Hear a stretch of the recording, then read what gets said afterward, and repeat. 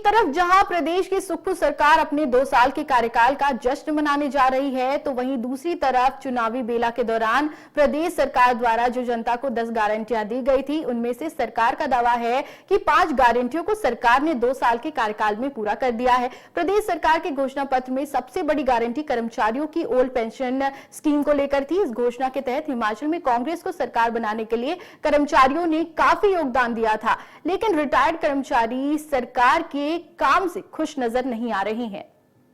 नमस्कार। हिमाचल प्रदेश सरकार को 2 वर्ष होने जा रहे हैं। उसी उपलक्ष्य पर लेकर हिमाचल प्रदेश सरकार 2 वर्ष का अपना जश्न मनाने जा रही है जिला बिलासपुर में।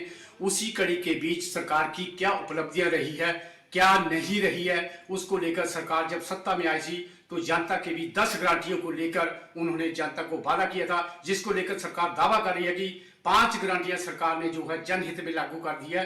उसी कड़ी के भी सबसे बड़ी जो गारंटी थी वो कर्मचारियों की ओल्ड पेंशन स्कीम के तहत कही गई थी। उसको लेकर सरकार ने दावा किया गया वो गारंटी हमने ओपीएस कर्मचारियों की लागू कर दी है। पूर्णतः लागू हुई है या नहीं हुई है, हमारे साथ जुड़े हैं पूर्व कर्मचारी प्रकोष्ठ के संयोजक राजीव वशिष्ठ जी। राजीव वशिष्ठ जी, इंडिया न्यूज में आपका स्वागत है। पहले तो मैं आपका फैसला का बहुत बहुत स्वागत करता हूँ जिन्होंने मेरे को बुलाया यहाँ पे डिबेट करने के लिए जी। सबसे पहले तो सरकार वायदे कर रही है कि हमने 5 गारंटी पूरी कर दी है 10 में से, उनमें से कोई गारंटी पूरी नहीं हुई है। जो सेवानिवृत्त भी हुए हैं उनको भी कुछ नहीं दे पाए हैं। जैसा कि ये कहते हैं 5 गारंटी हमने ओपीएस की दे दी है, किसको मिली ओपीएस? एचआरटीसी के कर्मचारी त्राही कर रहे हैं, इलेक्ट्रिसिटी बोर्ड के कर्मचारी हो सेवानिवृत्त हो चुके हैं या रेगुलर कर्मचारी है वो त्राही कर रहे हैं, किसी को पेंशन नहीं मिली है। जिनको भी मिली होगी बहुत कम लोग होंगे, जो इनके चहेते होंगे उनको ही ओपीएस का लाभ मिला है। जैसा कि प्रदीप ठाकुर जी कह रहे हैं मैंने ओपीएस लागू करवाई है, मेरे हिसाब से ओपीएस हिमाचल में पूरे में लागू नहीं हुई है। ये शाबाश सरकार अपने को ले रही है। जहां तक 5 गारंटियों की बात है, कर्मचारी जो सेवानिवृत्त हुए हैं या रेगुलर कर्मचारी हैं उनको महंगाई भत्ते की किस्त पहले इन्होंने 34 से 38 से बचाई की, उनका पिछला एरियर कुछ नहीं दिया गया। जबकि केंद्र सरकार ने अपने कर्मचारियों को 53% डीए की किस्त दे दी है। कर्मचारियों का जो हिमाचल का लागू हुआ था, एग्रीमेंट हुआ था डीए का महंगाई भत्ते, जब केंद्र सरकार कर्मचारियों को देगी तो हिमाचल तुरंत अपने कर्मचारियों को महंगाई भत्ते की देगी। परंतु सुक्खू सरकार जो है इसमें भी नाकाम रही है देने में। कर्मचारी में त्राही मची हुई है, महंगाई बहुत बढ़ गई है। जैसा कि अब सेवानिवृत्त की बात करते हैं, इन्होंने महंगाई भत्ते की किस्त का वायदा किया था, एरियर का वायदा किया था।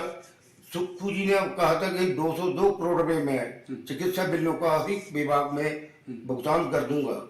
दुख इस बात का है मुख्यमंत्री कहते कुछ है, कथनी और करनी में बहुत अंतर है। आज तक किसी विभाग में भी चिकित्सा बिलों के भुगतान का एरियर का कोई प्रावधान नहीं किया गया है, ताकि बुढ़ापे में कर्मचारियों को एक सहारा होता है चिकित्सा बिलों का जब मेडिकल फायदा। जहाँ तक कि कोई मेडिकल बिलों का भुगतान नहीं हुआ है।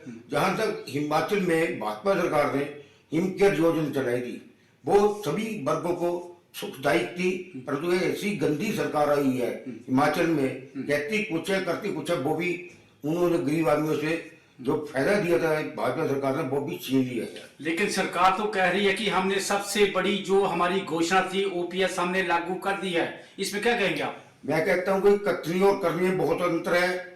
कोई इन्होंने ओपीएस नहीं की है, कुछ विभागों में हुआ होगा तो मैं कह नहीं सकता हूँ, परंतु बहुत से विभाग है जहाँ पे ओपीएस लागू नहीं हुई है, वहां पे त्राही कर्मचारियों में मची हुई है। उसका मैं आपको उदाहरण भी देता हूँ। एचआरटीसी के कर्मचारी है वो प्रदर्शन कर रहे हैं, जुलूस निकाल रहे हैं, सरकार के अगेंस्ट धरने प्रदर्शन हो रहे हैं, परंतु वहां पे भी लागू नहीं हुआ है। ये इनकी सरकार कहती है कि हमने 5 गारंटी है। अब मैं इससे कहता हूँ सरकार से आपने कौन सी 5 गारंटी दी है? आपने महिला वर्ग को कहा तो कि हम 1500 देंगे, दूसरी बहन को होंगे तो 3000 मिलेगा, तीसरी होगी तो 4500 मिलेगा, चौथी होगी तो हम 6000 देंगे। मैं इनसे सरकार से पूछना चाहता हूँ किन महीनों को इन्होंने अपना महीनों को 1500 के हिसाब से दिया है? इनकी कथनी और करनी बहुत अंतर है। कहती सरकार कुछ है, सिर्फ इन्होंने वोट लेनी थी लोगों से, पब्लिक से वोट लेने का मतलब है, और इन्होंने कुछ नहीं किया है। जहां तक महंगाई भत्ते की बात है वो भी नहीं दिया। उसके बाद कर्मचारी जो सेवानिवृत्त हो चुके हैं, जो कर्मचारी है, उनको देखो 8 साल हो गए हैं। 2016 के बाद रिवाइज पे स्केल आए थे, इन्होंने अपने कर्मचारियों को कोई एरिया नहीं दिया है। तो कहता हूँ ऐसी सरकार को जल्दी से जल्दी हिमाचल से चला जाना चाहिए, ताकि लोग सुख की सांस ले सके। धन्यवाद विशिष्टी जो थे हमारे साथ कर्मचारी प्रकोष्ठ के पूर्व संयोजक जिला ऊना से राजीव विशिष्टी। इन्होंने जहां एक तरफ ओपीएस स्कीम को लेकर इंडिया न्यूज से चर्चा की है, तो वहीं महिलाओं के ऊपर अन्य जो सरकार की घोषणा थी उनके ऊपर बात की है। जुड़े रहिए इंडिया न्यूज। जीवन शर्मा